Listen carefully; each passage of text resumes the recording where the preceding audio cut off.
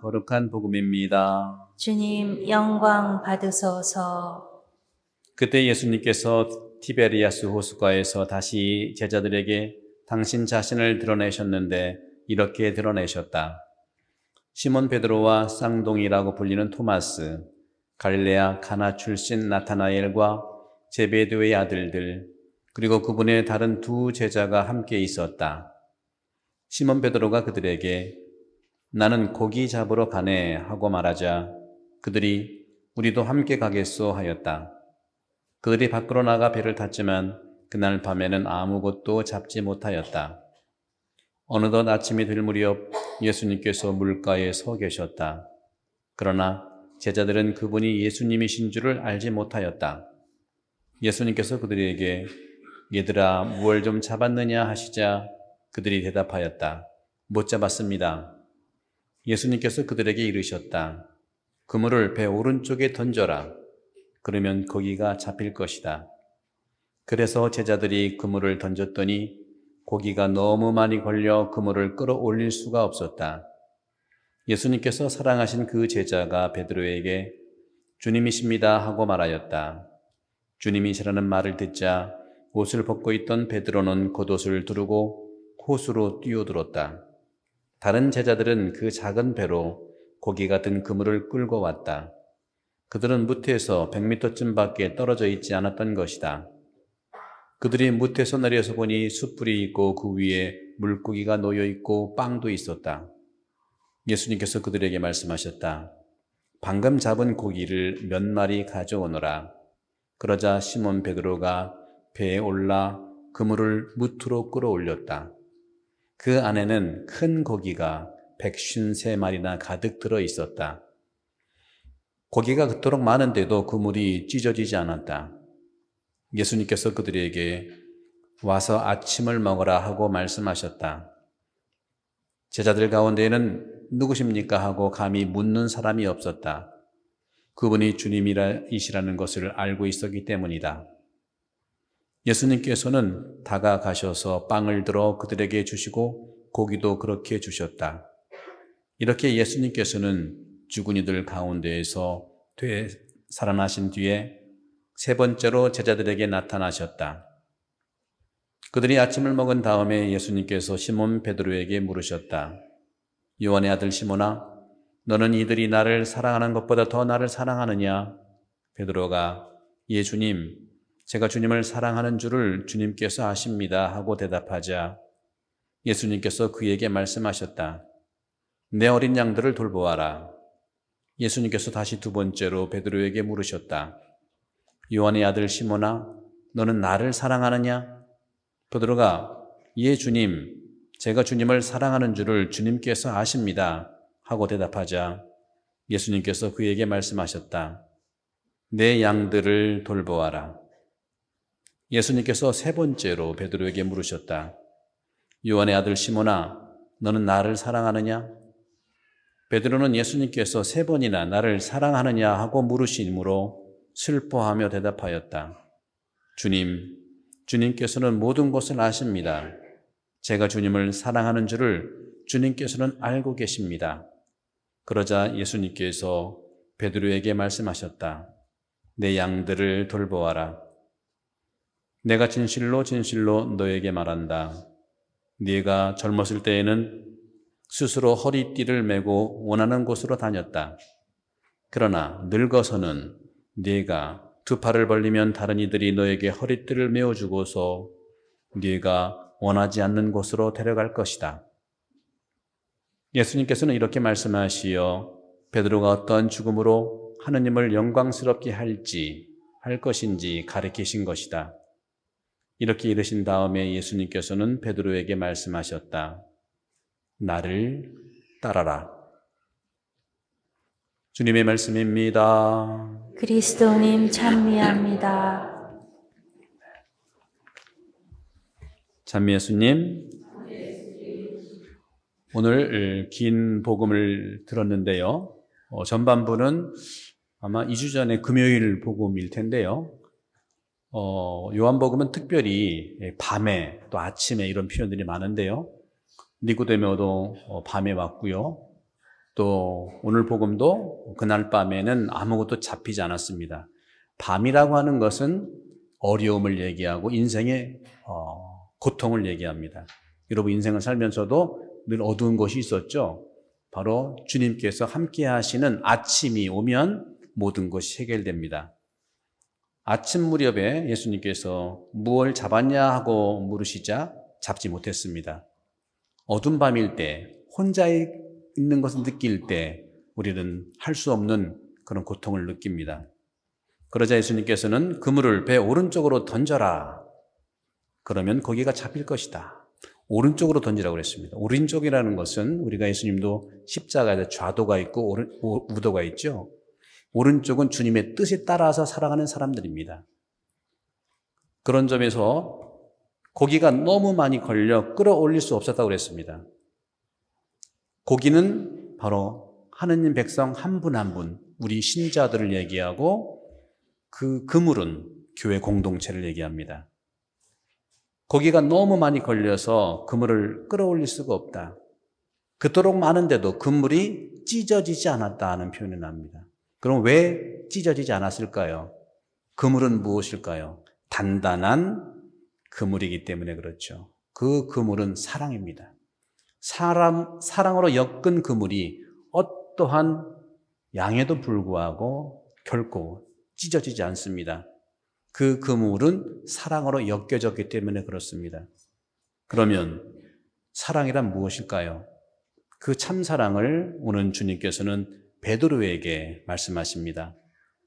오늘 주님께서도 제자들 가운데 몇몇을 그들에게 모두가 아니라 몇몇에게 고기도 구워주시고 나눠줬습니다. 저는 사실은 화로를 좋아하는데요. 요즘에는 익은 고기가 좋아요.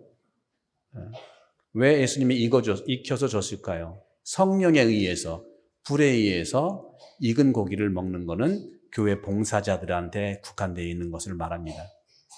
여러 고기들이 있지만 책임을 지고 있는 봉사자들, 특히 저를 비롯해서 사제, 수도자, 봉사자들은 성령께 잘 익혀서 봉사를 해야 되거든요. 교회 공동체는 사랑의 끈으로 엮여진 것은 봉사자들의 사랑의 끈으로 가능하고 그것으로 그물은 찢어지지 않습니다. 오늘 그런 점에서 주님께서는 베드로, 제자 중에 베드로, 우리 일대교황이라고 하는데 이 봉사자의 참 사랑을 베드로에게 이야기합니다. 오늘 예수님께서 베드로에게 몇 번 사랑하냐고 물어봤죠? 왜 3번 했을까요? 혹자들은 3번 배반해서 그랬을까요? 그럼 예수님은 성격 이상자지요? 네.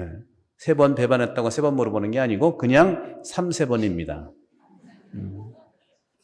그런데 우리 한국말로는 사랑이란 말이 똑같이 사랑하느냐 사랑하느냐 물어봤지만 그 당시의 언어인 성경 히란 말로 보게 되면은 이 사랑이란 단어가 다 달라요. 처음에 예수님께서는 베드로에게 나를 사랑하느냐 물어봤을 때 그 사랑은 아가페를 얘기합니다. 페트루스 아가파스메 하고 물어봅니다. 아가페는 뭡니까? 조건이 없는 사랑. 예수님처럼 자기 몸을 희생해서 십자가에 내맡기는 사랑이 바로 아가페 사랑인데 베드로는 너무 잘 알죠. 아가페 자기 못하거든요. 솔직하게 얘기한 겁니다. 예수님, 저 아가페 못해요. 그런데 이 사랑은 할 수 있어요. 첫 번째로 물어본 사랑에 베드로는 아가페로 응답한 것이 아니라 필리아로 응답을 했습니다. 필리아는 뭡니까? 정신적인 사랑, 친구로서의 사랑은 하는데 당신처럼 목숨을 내놓기가 어렵습니다. 있는 그대로를 표현한 거예요. 그러자 예수님이 다시 한번 물어보는 이유는 확인하기 위해서, 둘씩 짝지을 때 확인이 되듯이 확실하게 묻기 위해서 다시 한번 물어보는 거예요. 베드로스, 나를 사랑하느냐의 사랑, 아가파스메, 아가페를 물어본 거죠. 그러니까 베드로가 아니라니까요. 당신은 다 알고 있지 않습니까? 알면서 저한테 왜 그러세요는 없지만 그런 뉘앙스로 필리아라고 합니다. 그러니까 예수님께서 알았다. 그러면서 당신 진정한 아가페의 사랑을 진문명하게 보여줍니다. 그러면서 3번째로 물어보는 베드로에 대한 사랑 고백에 대한 질문이 아가페를 내려놓고 베드로가 응답했던 필리아를 통해서 말씀하십니다. 베드로스 필리아스메, 우정으로 날 사랑하니? 하고는 물어보니까 눈물을 흘리면서 주님 3번이나 나를 사랑하라고 하는데 정말 주님 모든 거 다 아시잖아요 하면서 눈물을 흘리는 것이죠. 참 사랑은요, 상대방에게 사랑을 강요하지 않습니다. 예수님의 아가페는요, 상대방에게 설득하지도 않습니다. 상대방에게 요구하지도 않습니다. 나 자신을 바꾸는 것이 사랑입니다. 사랑은 요구하지도 않고 설득하지도 않고 강요하지도 않고 내어주면서 당신의 눈높이에, 상대방의 눈높이에 당신 사랑을 담아내는 것일 뿐이죠. 그러면서 주님께서는 막바지에서 베드로에게 이렇게 말씀하십니다. 내 양들을 잘 돌보아라.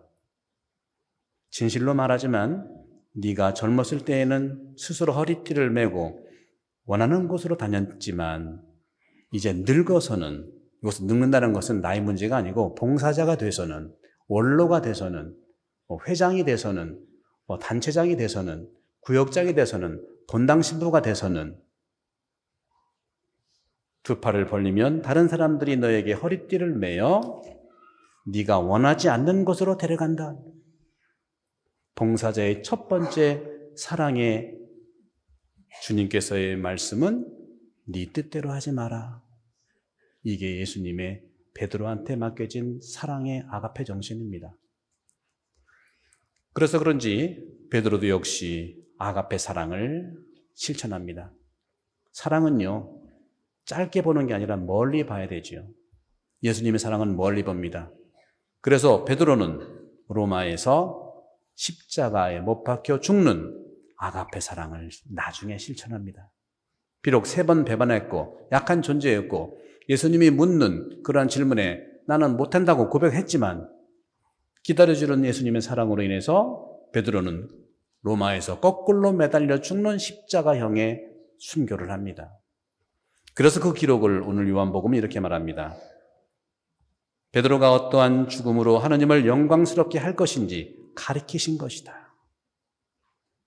그리고 베드로에게 나를 따라라. 지금 당장은 아니다 하더라도 언젠가는 주님을 따랐던 것처럼 우리도 지금은 약하지만 주님께서 우리를 불러주셨고 주님이 우리를 사랑하셨기에 그 사랑받은 사랑으로 사랑을 실천할 수밖에 없는 오늘 은혜를 말씀하십니다. 우리 본당에 많은 단체들이 있지요. 특별히 단체장을 맡기가 참 쉽지 않습니다. 여러 가지로. 우리 어린 양들이는 단원들이 단체장들을 사랑하고 특별히 이 단체장은 저를 비롯해서 사랑할 것을 주님께서는 말씀하시는 것 같습니다. 그러한 약하고 어떻게 보면 부족했던 그 사도들이 오늘 제1독서를 보십시오. 얼마나 많이 담대합니까? 우리는 이 일의 증인이라고 강하게 얘기합니다. 어디서 왔겠습니까? 주님의 사랑에서 온 것입니다. 사랑을 받은 사람만이 사랑할 수 있지만 설사 사랑 못 받았다 하더라도 주님의 사랑을 산다면 그 사랑은 분명히 치워집니다. 결론적으로 오늘 제2독서에서 요한 묵시록은 이렇게 말합니다. 살해된 어린 양은 사랑 중에 사랑인 아가페를 살아갔던 예수님이죠. 살해된 어린 양은 권능과 부와 지혜와 힘과 영예와 영광과 찬미를 받기에 합당하다. 우리의 권위는요, 힘에서 오는 것이 아니라 특별히 교회는 사랑의 대가로서 힘이, 권위가 있는 것입니다. 사제의 권위도 마찬가지고요, 봉사자의 권위도 마찬가지고 사모견의 권위도 사랑의 대가로서의 권위라는 것을 다시 한번 주님께서는 말씀하시고 오늘 제2독서를 통해서 찬양받기에 합당하다는 어린 양에 대한 고백, 우리의 고백이 되기를 바라면서 이번 한 주도 주님 사랑으로 풍성한 은혜가 되기를 간절히 기도합니다.